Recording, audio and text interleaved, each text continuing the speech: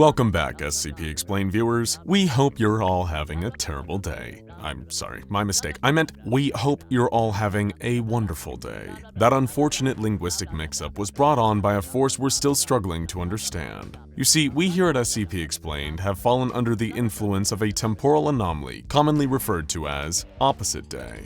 You might be under the impression that opposite day is just something elementary school children came up with to excuse walking backwards and saying things they don't mean, but you would be sorely mistaken. It is all too real, and no one is immune to its confusing effects. In the spirit of opposite day, which comes for us all no matter how much we try to prepare, we decided to fire up the good old Anomatron 6000 to see how this unknowable force might impact one of the anomalies at the SCP Foundation.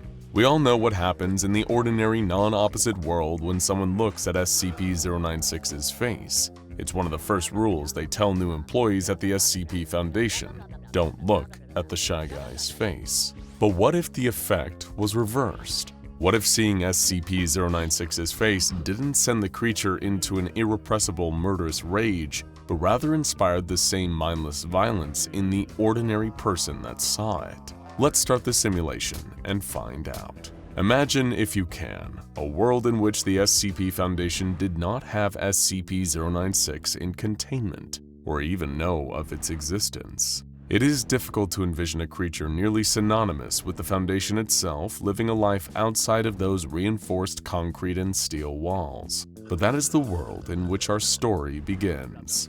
Deep in the snow-covered forests of a remote mountain range, a long-limbed, pale humanoid creature ran through the trees with innocent abandon.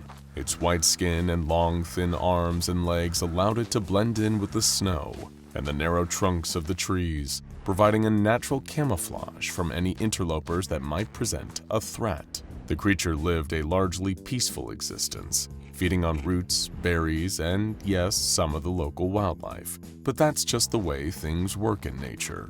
There are predators and prey, none good or evil in the way human beings conceive of things, all just doing their best to stay alive. The creature that does not think of itself as SCP-096 had known little more than the life it lived in the forest, keeping itself hidden from view whenever hikers or explorers happened upon its domain.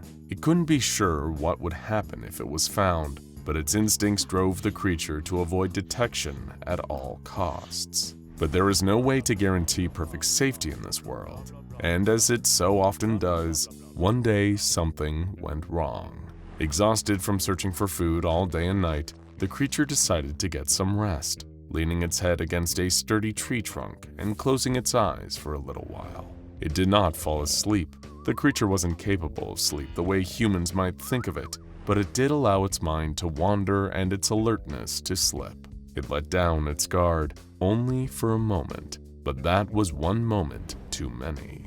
That was just enough time for its keen ears to miss the sound of approaching footsteps, muffled slightly by the thick blanket of snow covering the ground. By the time it heard one of the hikers speak, it was too late. What is that? I'm not sure. Should we get a closer look? The creature opened its eyes to find two strangers, a man and a woman clad in heavy winter coats and hiking gear, standing just a few feet away. It turned reflexively toward the sound, and then the stranger's eyes fell upon its face. All of a sudden, their expression changed from apprehension and curiosity to a twisted scowl, a mix of fear, pain, and animalistic rage. The hikers each let out a primal scream and descended on the creature, attacking it with whatever they had on hand. The woman clawed at its face with her fingernails, and the man pulled the heavy backpack from his shoulders and began to hit the creature with it again and again. The creature was far bigger and far stronger than these two strangers, and it fought back in an attempt to defend itself. It swung its massive arms at the hikers, sending them flying in opposite directions. The woman collided with a tree, her head hitting wood with a loud crack. The man flew out of sight, disappearing over the edge of a cliff. The creature hadn't intended to hurt them, only to keep itself safe. As the Shy Guy began to feel a pang of guilt for the first time in its life, it heard that horrible scream again. The woman had regained consciousness and was resuming her attack in full force, blood dripping from her nose and ears and staining the white snow red. If the Shy Guy was able to speak, it would have said, "Why are you doing this? Please stop, I don't want to hurt you." But it couldn't say a word, so instead it decided to try and outrun the woman instead. It turned and began to tear through the forest at a swift, unnatural gait as the woman's screams faded away into the distance. As the Shy Guy had suspected, she could not keep up with its inhuman speed, especially not with the injuries she had sustained during the fight. But what had happened? Why had she and the man with her flown into such a violent rage? Something about the sight of the creature's face had set them off. It had avoided detection for so long, but it had gotten sloppy, and now its home was no longer safe. There was no time to rest. The creature would have to find another safe place to hide, and soon. The last thing it wanted was another confrontation with a stranger who would look at its face and then erupt into violence. As the creature continued to run, leaving the thick cover of the tree line and making its way down the mountain, it wondered, would anyone who saw its face react the same way? Perhaps this was just a uniquely awful case. Perhaps this wouldn't happen again. Still, it would be best to stay out of sight. Better safe than sorry. Of course, the creature not yet known as SCP-096 had never heard that expression, living a completely solitary life void of any idioms or classic sayings. But its feelings vis-a-vis safety and regret were pretty much the same. The creature descended the treacherous mountain, effortlessly navigating the unforgiving rocky surface and deadly slicks of ice. By the time the creature had left its old mountain home behind, the sun had set and night had fallen on the wintry landscape. It slowed its stride then, listening for the sounds of approaching potential threats, but there appeared to be no one around. It was just the lone pale creature, the moon peeking out from behind the clouds, and the open, unknown world ahead. After some time walking completely alone, the creature spotted lights up ahead. It did not understand the concept of a town, but indeed that's what it was. The creature swerved away from the majority of the lights and stumbled upon an old wooden barn, apparently abandoned and left to rot in the elements. This would be as good of place as any to rest for a little while, to shelter from the incoming snowstorm and stay out of sight. So the Shy Guy made itself a makeshift bed of straw and curled up there to wait out the night. As it lay there thinking about the day before, it felt a sudden wave of grief for its lost home, for the changes that had come into its life unbidden and turned it all upside down. The creature covered its face with its massive hands and began to weep. The creature was startled from its tears when morning came, and with it the sound of someone breaking down the rotting wood beams that lined the barn walls. It stood looking toward the sound and saw the woman from the mountain, pale and shivering, eyes rimmed with dark circles and face caked in dried blood. She still screamed that horrible scream, tearing away at the wood even as it ripped up the flesh of her hands. She was missing one boot, and her coat was torn open, scattering tiny feathers with every movement. She did not appear to feel the cold, the pain, the exhaustion of chasing the creature for so long. She only wanted one thing, to destroy the creature by any means necessary.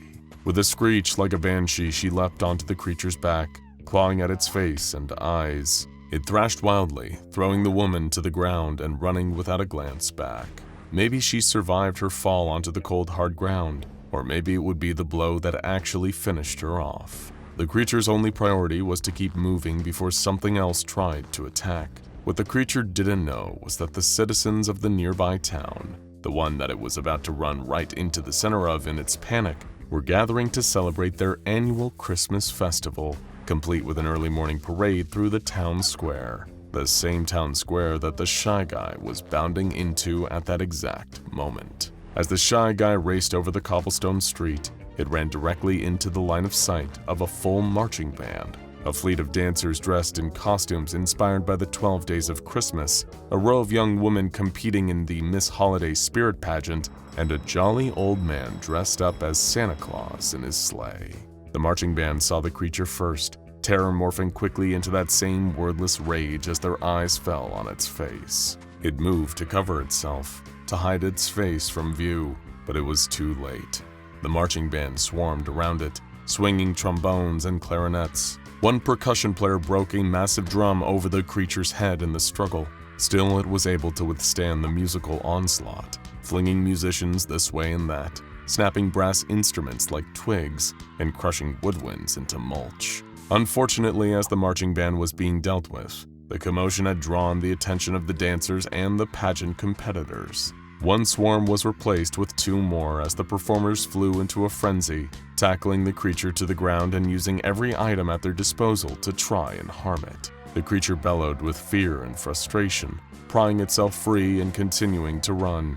This time, it actually remembered to cover its face, just in time to pass St. Nicholas himself. Have you all gone mad? The old man had not gotten the chance to see the creature's face for himself and was horrified at the behavior of his friends and neighbors. What has gotten into you? The creature was preoccupied with running and keeping his face covered, so it did not see what happened next. It could only hear the sound of the Santa Claus impersonator confronting the mob, his scandalized shouts becoming suddenly muffled, and the troubling sound of silence followed by the thundering stampede of crazed villagers. The man had tried to help, but there was only one of him, and there were so many others intent on destroying the creature now.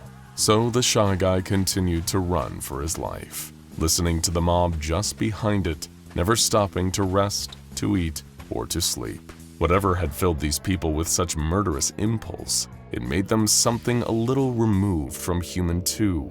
They were sustained by the desire to kill, even when their bodies should have given out long ago.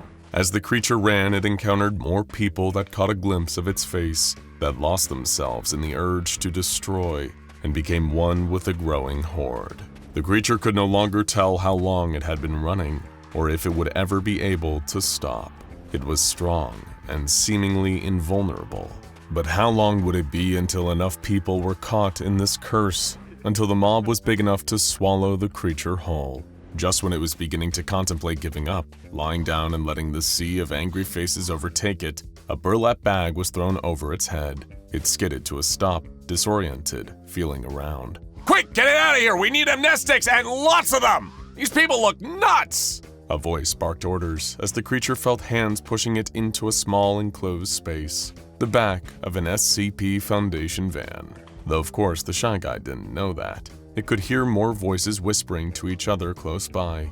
I've never seen anything like this. What is this thing anyway? Stop!